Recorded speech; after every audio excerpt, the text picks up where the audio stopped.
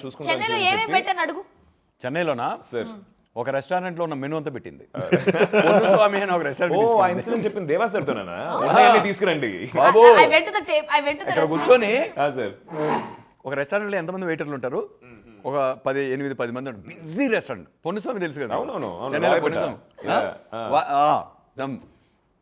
పిచ్చాకలు కొన్నాం. డబ్బింగ్ అయిపోయింది. ఆ ముందు రోజు అట్లా లేట్గా హ్యాంగ్ అవుట్ చేసి పొద్దున్నే బ్రేక్ఫాస్ట్ కూడా లేదు. అర్థమైంది సార్.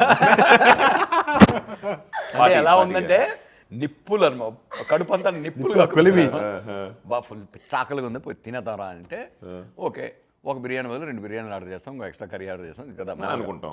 మన మ్యాక్సిమం కెపాసిటీ. ఇక్కడ కూర్చుంది ఇలా ఉంది టేబుల్. ఇది మా టేబుల్. ఆ 4 టేబుల్స్ అన్నీ ఒక నాకు తెలిసి ఒక 20 టేబుల్స్ ఉంటాయి. 10 మంది వెయిటర్స్ బిజీ తిరుగుతారు. 10 మందికి ఈ 2 వెయిటర్ అన్నా తలకాయ బిర్యానీ, అన్నా ఈ biryani. No, he got the menu.